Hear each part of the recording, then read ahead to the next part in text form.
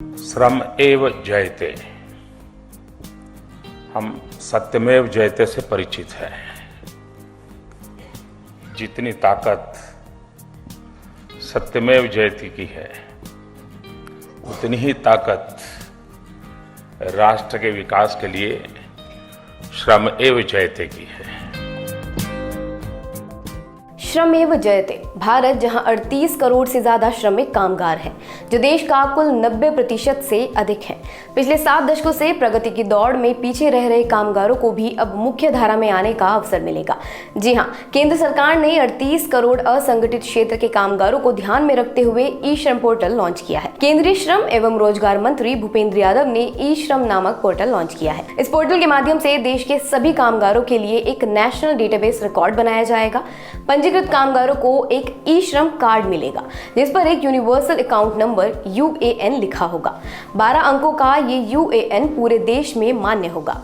मतलब इससे उन्हें किसी भी राज्य में अपने कौशल के अनुकूल रोजगार पाने में मदद मिलेगी। केवल यही नहीं, इसके माध्यम से कामगारों को सामाजिक सुरक्षा संबंधित योजनाओं का लाभ भी मिलेगा। अगर आसान शब्दों में समझें तो असंगठित क्षेत्र का मतलब है ऐसा क्षेत्र जिसका कोई संगठन नहीं है, यानी आपको किसी भी प्रकार की सैलरी काम करने के लिए नहीं मिल रही है, बल्कि आप किसी ऐसे काम से जुड़े हुए हैं जिसके अंतर्गत आपके पास हमेशा काम नहीं रहता। वहीं संगठित क्षेत्र निजी या सार्वजनिक क्षेत्र के श्रमिकों से मिलकर बनता है, जो नियमित वेतन और अन्य लाभ प्राप्त करते हैं, जिसमें आपके पास फ्यूचर इंश्योरेंस और ग्रेच्युटी के रूप में अवकाश और सोशल सिक्योरिटी शामिल होती है। ई श्रम पोर्टल पंजीकरण के लिए किसी को भी अपनी तरफ से कोई पैसा खर्च करना नहीं होगा, यानी ये मुफ्त होगा। वे पोर्टल या ऐप से सीधा पंजीकरण कर सकते हैं या पास के किसी कॉमन सर्विस सेंटर से सहायता ले सकते हैं। बता दें, देश में कम से कम 3 लाख से ऊपर कॉमन सर्विस सेंटर हैं। उन सभी को इस पूरे प्रोग्राम से, इस पूरे प्रोसेस में इन्वॉल्व किया गया है। अगर किसी तरह की शिकायत है तो वह भी इस पर दर्ज की जा सकती है। इस पोर्टल पर रजिस्ट्रेशन करने के बाद कामगारों को भारत सरकार की सोशल सिक्योरिटी स्कीम का फायदा लेने के लिए बार बार पंजीकरण करने की जरूरत नहीं पड़ेगी। जैसे ही व्यक्ति पोर्टल पर रजिस्ट्रेशन करवाएंगे, वैसे ही उन्हें 2 लाख रुपए का एक्सीडेंटल इंश्योरेंस भी मिलेगा। केंद्रीय श्रम और रोजगार मंत्री भूपेंद्र यादव ने पोर्टल लॉन्चिंग के दौरान बताया कि पीएम मोदी ने इस बात की स्वीकृति दी है कि पोर्टल पर रजिस्टर्ड श्रमिक को 2 लाख रुपए का एक्सीडेंटल इंश्योरेंस कवर दिया जाए। यानी अगर कोई श्रमिक पोर्टल पर रजिस्टर्ड है और वह दुर्घटना का शिकार हो जाता है, तो उसकी मृत्यु या फिर पूर्ण विकलांगता की स्थिति में उसे 2 लाख रुपए का इंश्योरेंस कवर दिया जाएगा। वहीं अगर श्रमिक आंशिक रूप से विकलांग होता है तो उसे इस योजना के तहत 1 लाख रुपए का इंश्योरेंस दिया जाएगा।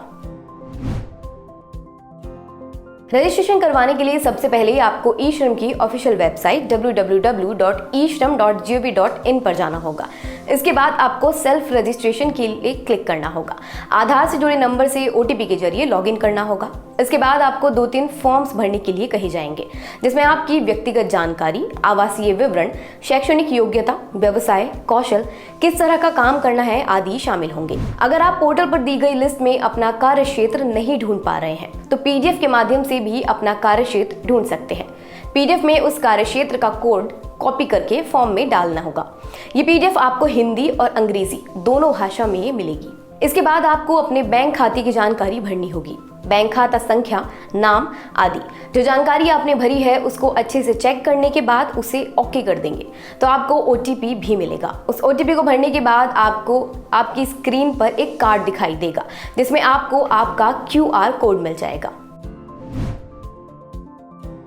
ई श्रम पोर्टल पर श्रमिकों के रजिस्ट्रेशन का कोऑर्डिनेशन श्रम मंत्रालय, राज्य सरकारों, ट्रेड यूनियन और CSE द्वारा किया जाएगा। इसके साथ श्रमिकों के इस राष्ट्रव्यापी अभियान को सफल बनाने के लिए देश भर में जागरूकता अभियानों की योजना बनाई जाएगी।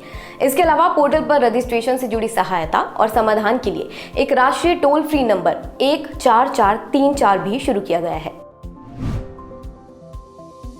श्रम कल्याण के महानिदेशक और मंत्रालय में संयुक्त सचिव अजय तिवारी कहते हैं कि सरकारी डेटाबेस में PM श्रम योगी मानधन योजना, प्रधानमंत्री जीवन ज्योति बीमा योजना, प्रधानमंत्री सुरक्षा बीमा योजना और PM जन आरोग्य योजना, आयुष्मान भारत सहित सामाजिक सुरक्षा, पेंशन, बीमा योजनाओं को जोड़ा जाएगा। असंगठित कामगार इस डेटाबेस प्लेटफॉर्म के माध्यम से इन योजनाओं का लाभ लेने के लिए रजिस्ट्रेशन कर सकेंगे। श्रम मंत्रालय ने इन ई श्रम पोर्टल पर असंगठित श्रमिकों के पंजीकरण के लिए लगभग 404 करोड़ रुपए के बजट को मंजूरी दी है। दरअसल पिछले 20-25 सालों से असंगठित क्षेत्रों में काम कर रहे देश के लगभग 80% कामगारों का आज तक भी पंजीकरण नहीं हुआ है। 1979 में inter state migrant worker act पारित किया गया, लेकिन उसमें कोई बहुत अधिक सफलता नहीं मिल पाई। इसके बाद साल 2008 में unorganised worker social security act पारित किया गया। इसका भी यही उद्देश्य था कि असंगठित क्षेत्र में लाभ मिले, लेकिन इसके अंतर्गत कोई भी कार्रवाई नहीं हो पाई। पर अब ई श्रम पोर्टल के जरिए इन मजदूरों को सहूलियत मिलेगी। इसमें कोई दो राय नहीं है कि इस पोर्टल से 38 करोड़ लोगों को पहचान मिलेगी। ये एक सेतु बनकर असंगठित कामगारों को एक नई संभावनाओं और सुखद भविष्य से जोड़ने का काम करेगा। आज की इस वीडियो में बस इतना ही। धन्यवाद।